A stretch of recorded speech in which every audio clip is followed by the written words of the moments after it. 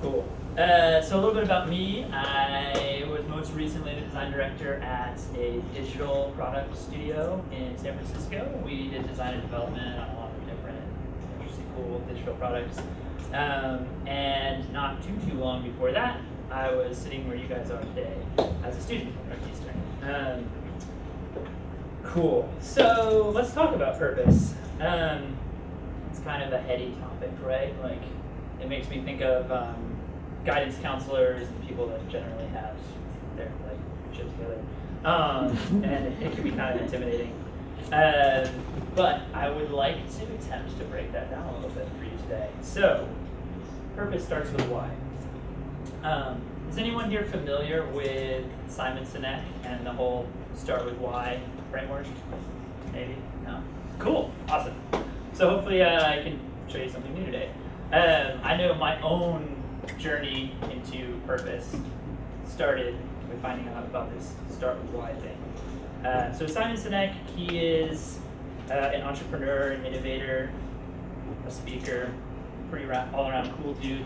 He wrote this book, Start With Why. It's a pretty simple idea when you break it down, but I think it has made waves. And so he starts with the golden circle. We have what, how, and why. He says, he asks the question, what is it that allows some leaders, some organizations to be truly inspirational time and time again? Same resources, same people, your Apples of the world, and others not so much. So when he breaks it down, he looks at everyone operates on these same three levels. We have our what, which is the product or the service that we create. If it's a person, it's your role, it's your job title. But these are kind of basic facts. Some people understand their how. They have a value proposition or a proprietary process for how they get things done. And that's cool. Very few organizations can actually articulate their why.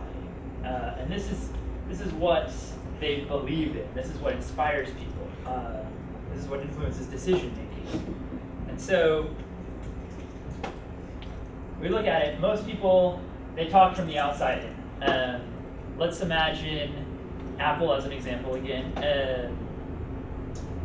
If they were not such an inspirational company, they might articulate their value this way. They would say, we make computers, we have the nicest UI, the easiest to use, we use the best materials.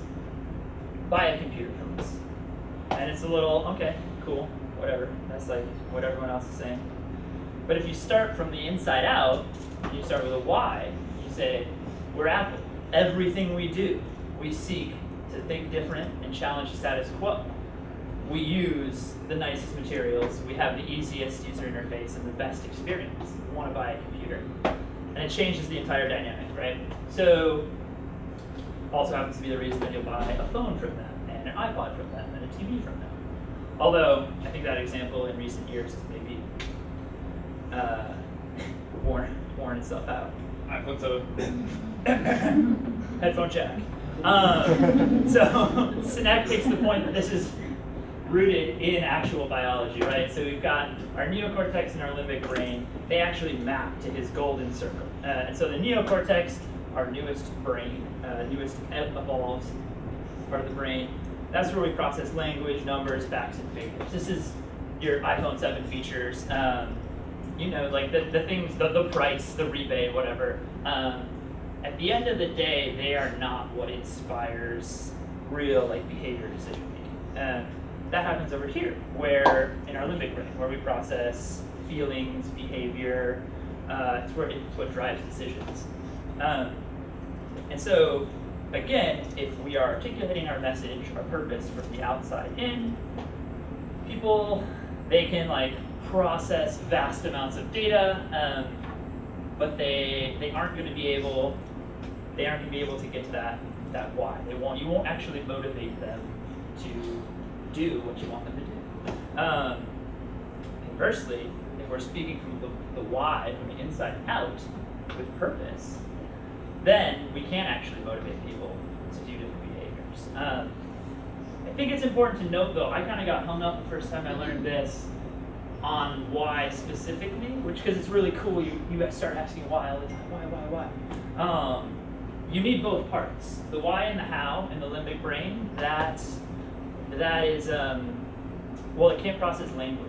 And that is what our neocortex does. That's the why. So both working together, you need to operate from the why and work out, but you do need all three parts working in synchronicity. And so Simon Sinek says it best: people don't buy what you do, they buy why you do it. So that's sort of the foundation for all this design with purpose stuff that I want to talk about today. If you get anything out of this talk, just that alone, I would totally recommend the book, checking out the TED Talk. It definitely influenced and changed the way I thought about my own work. But why is tricky? And so, as I started to explore that, I found that through story, we can actually explain our why. And we can start to pull that apart. So, what makes up a story? We've got character. This is sort of like lean story 101. There's like the traditional arc, your exposition, your rising action, your conflict, your climax, and your falling action. Here I want to break it down into three really simple things I think we can actually apply to product, we can apply it to marketing, and it works for ourselves as well. And so, yeah, we're looking at character here. In a story, this is our hero, right? This is Luke Skywalker. He's the main man. But if we're looking at something like product design, maybe this is a user or a customer. Maybe it's even a service. I think if we're telling the story of Bank of America, perhaps, your character could be an ATM. Or if it's Uber, maybe it's an automated car or something. But what's important here is that we understand our audience and we design our characters to resonate with the audience, right? Like, you always want to be speaking to your audience to get your purpose across. Otherwise, they won't be able to empathize. If they're not empathetic, then they're not going to get it. We need conflict. Conflict is what drives any story forward. Pretty epic battle scene here. So, sorry, I used to work for him, so like. With conflict, I think we can relate that to product design as well, in a sense. These are the challenges that we seek to take on, right? So if you think of, maybe perhaps you've heard like user-centered design, or human-centered design. That's all about character, right? Then the next thing you'll hear is like, we solve real problems. We're focused on the problems. Like, that's kind of just like conflict in a story. And so I think in both cases, that's kind of what gives us purpose. That's what drives us forward, right? You wouldn't go see this movie if it didn't have the epic fight scene. Same way you wouldn't use a product if it wasn't solving a problem. And of course, there's resolution. You know, we were talking about iPhone 7. Like, every time I see an Apple keynote now, I want to feel like this. It's just not doing it for me. But this is like the mind-blown moment. This is the solution. This is your value add. If you are building a product, you're changing the world, or you're changing someone's life, you're making things easier, and this is your And so with those three things, character, conflict, resolution, I think we can certainly tell good stories like Star Wars, but we can also build great products as well. So I wanted to take a look at a few examples of this. Pardon the jankiness, I gotta like shift around a little bit here. My presentation got a little bit messed up. But the first thing I wanted to look at was an advertisement for Axe body spray of all things. So we'll watch this. Pay attention to character, conflict, and resolution.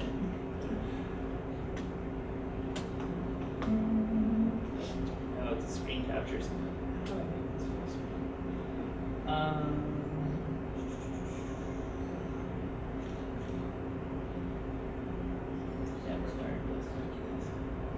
Come on, a six-pack? Who needs a six-pack when you got the nose? Or a nose when you got the suit? Now you don't need a suit when you got the moves. Or moves when you got the fire. Or fire when you rock those heels. And heels when you ride those wheels. Looks, man, who needs looks when you got the books? Or books when you got some balls? And who needs all that when you get the door? When you got the dough, the brains, the touch, the that's right. You need some other thing when you got your thing. Now work on it.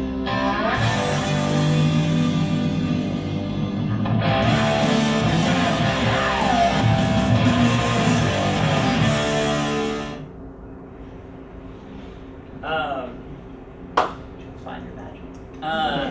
So this is like a little over the top, and like kind of, you know, it's acts, right? But I think they're doing a fantastic job here of actually conveying their why through story and giving us a purpose. I don't know what average 16 to 20 something male that wouldn't resonate with. So they know their audience. They're speaking directly to us. It's a broad one at that too. There's many characters in that, but we can all find one to relate to. And the conflict is like the male struggle, right? Like your mojo. And the solution here is acts. They're gonna help you find your magic. Kind of cool. And I happened to, I found this example because I was in New York last week, and I was actually hanging out with someone who does, he works on like a marketing analytics team, who was like, you should look at acts. They are crushing it right now. So it's like, this works. Kind of interesting. All right, back to Reza. What did I want to show you? Yes, okay, cool. A little out of place. The story is a tool for articulating your why. It's the format that we've evolved to understand. And so really stories just help us empathize. And if we can empathize, we can access that limbic part of the brain where feelings and behavior happens. It's the mushy stuff. And then we can motivate people. We can even inspire them. Another awesome example, Airbnb. This, I think, functions on a few different levels. At the surface, they're telling us, they're selling us this live there line, which I think appeals to this younger demographic that wants an authentic experience where they go. They want to feel like they live there. The conflict here, I think, is a condensed timeline. How do you do that in a weekend? How do I visit Portland over Labor Day and feel like I really saw Portland from the insider's perspective? And their resolution here is obviously to pair you with the people that also resonates with, the people that care, right? So that's what Airbnb is doing. I recently had the pleasure of using their app, which I think is doing some really cool things as well.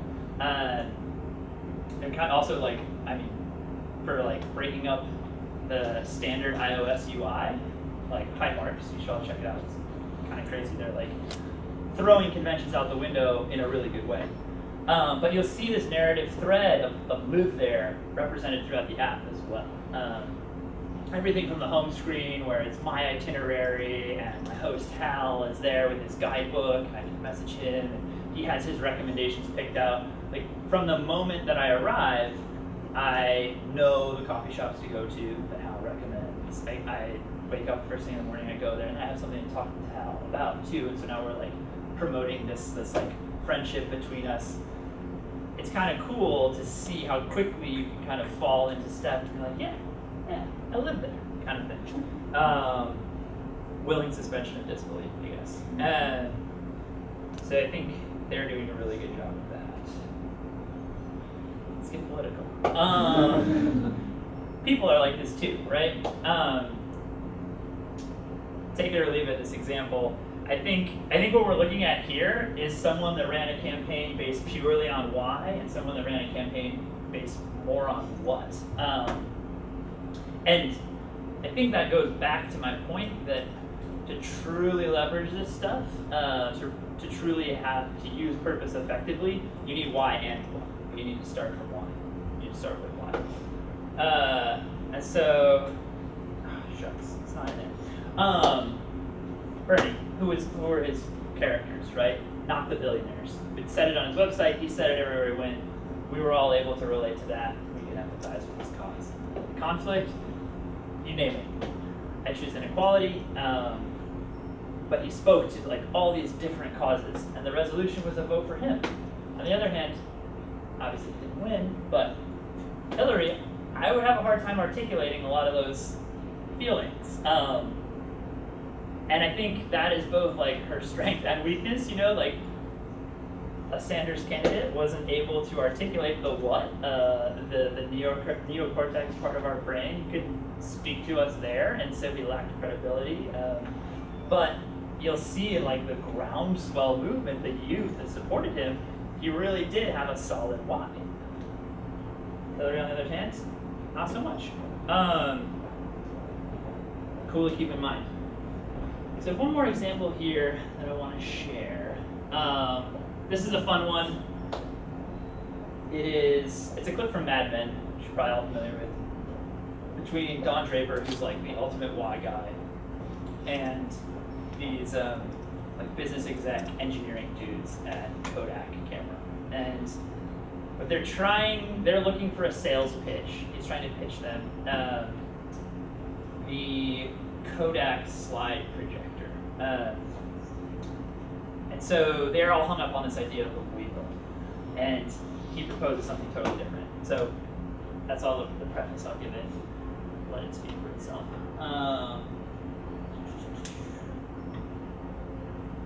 Just pay attention to why and what here. This is Joe Harriman, Lynn Taylor. No Eastman today, unfortunately. They're all back in the lab. It's a wonderful facility, but they don't take vacations. What do they show? Slides of them working? So, have you figured out a way to work the wheel into it? We know it's hard because wheels aren't really seen as exciting technology, even though they are the original. Well, technology is a glittering lure, but there's the rare occasion when the public can be engaged on a level beyond flash. If they have a sentimental bond with the product. My first job, I was in-house at a fur company with this old pro copywriter, Greek, named Teddy. And Teddy told me the most important idea in advertising is new. Creates an itch. You simply put your product in there as a kind of calamine lotion. We also talked about a deeper bond with the product. Nostalgia. It's delicate, but potent.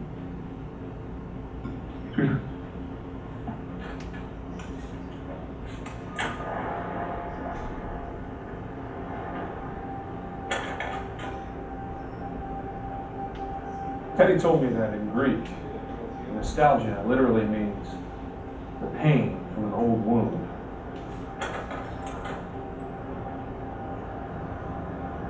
It's a twinge in your heart, far more powerful than memory alone. This device isn't a spaceship. It's a time machine. It goes backwards, forwards.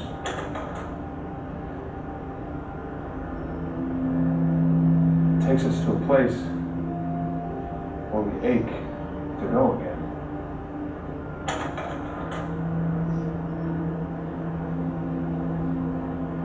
It's not called the wheel. It's called the carousel.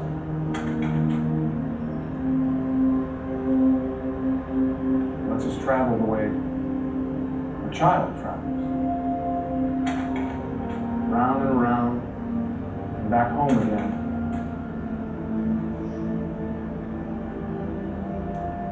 To a place where we know we are loved.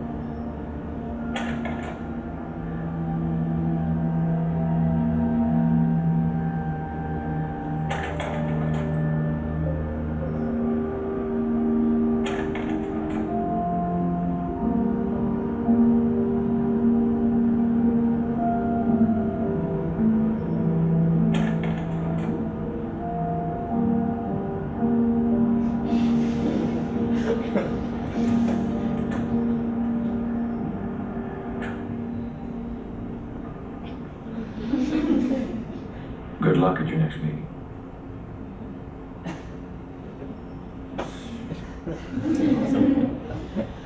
So,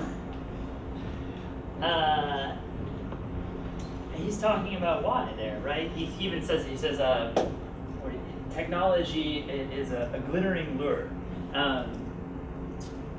But sometimes you can connect deeper on an emotional level. I think that's just sympathetic, something like that.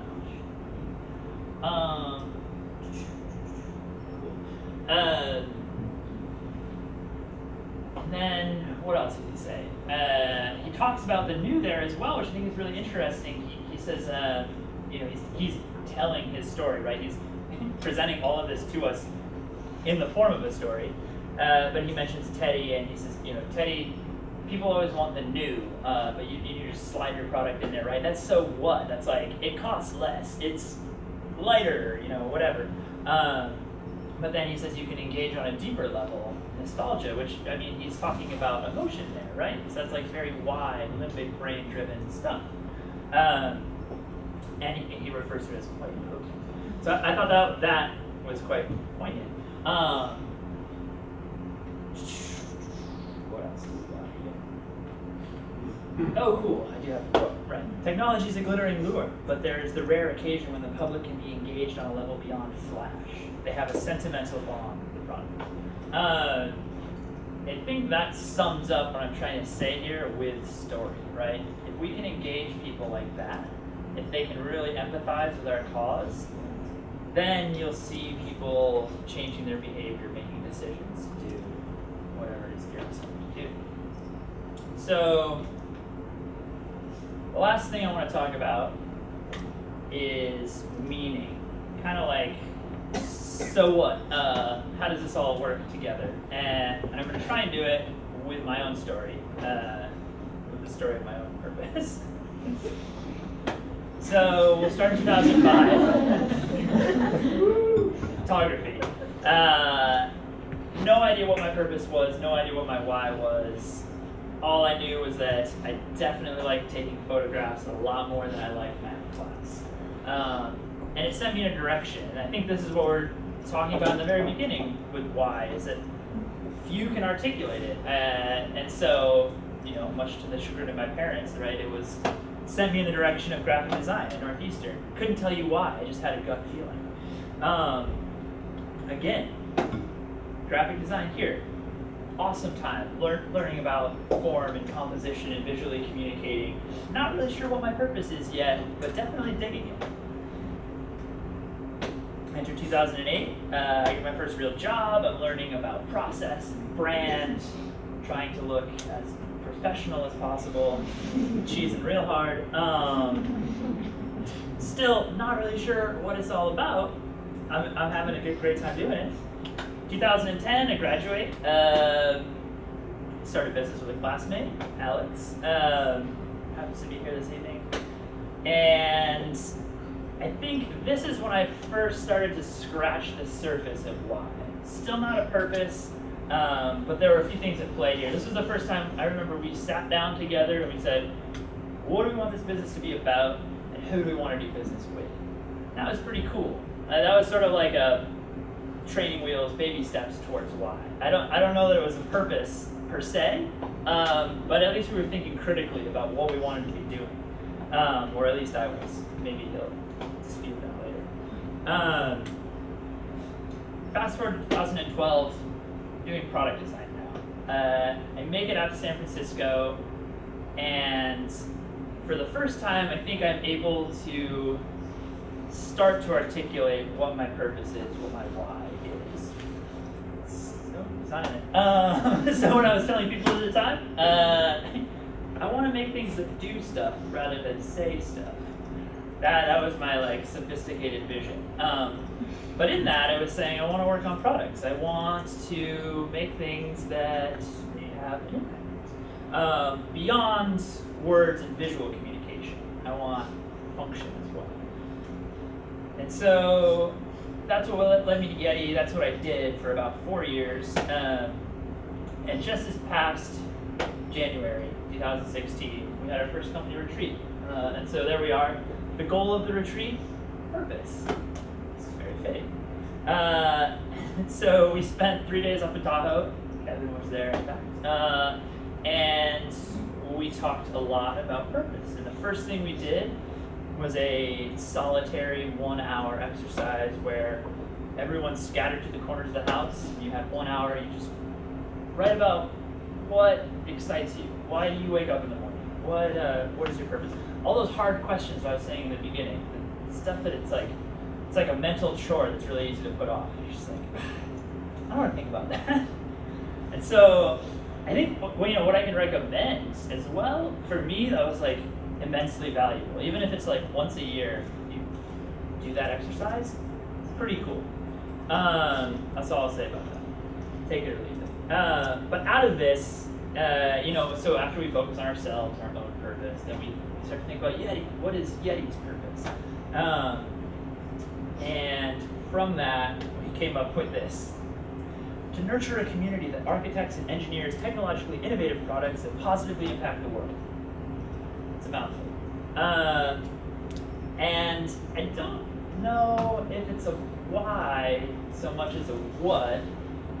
And it definitely wasn't super inspiring to me, like all of those Apple whys.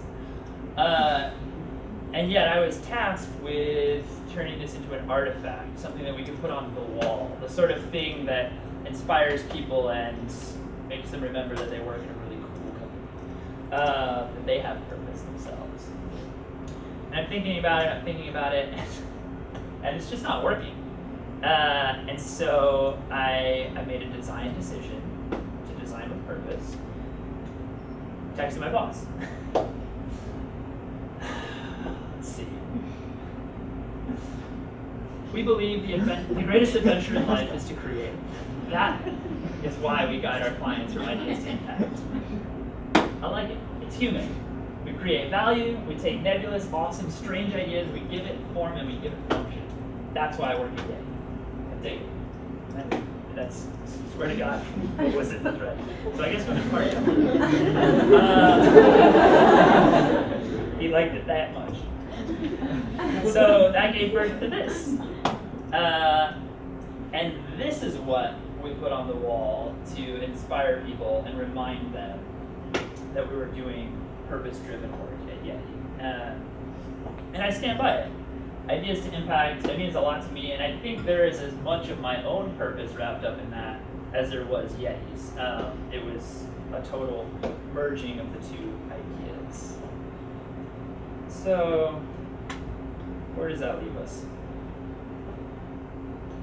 I want you guys to be able to get some meaning out of this too. And so, as I was thinking about it, it's like, so what's the point with all of that, other than it being self-fulfilling, to come up with your purpose and know your why and be able to articulate that. This is the world that we live in now. This is just one representation of it, right? 2 million apps now available. There is a ton of stuff out there, and more coming every day, right? Like, people are just making stuff. My ask would be that we practice design with purpose, purposeful design, so that we at least know the meaning of the things that we're making, and we understand why. And if we can articulate those things, then perhaps others will use them. This to me really starts to feel just like this. It's a whole bunch of noise, right? I think if we can practice purposeful design, we can have clarity around that. This like signal in a field of noise. So I'll start with why. Let's end with what.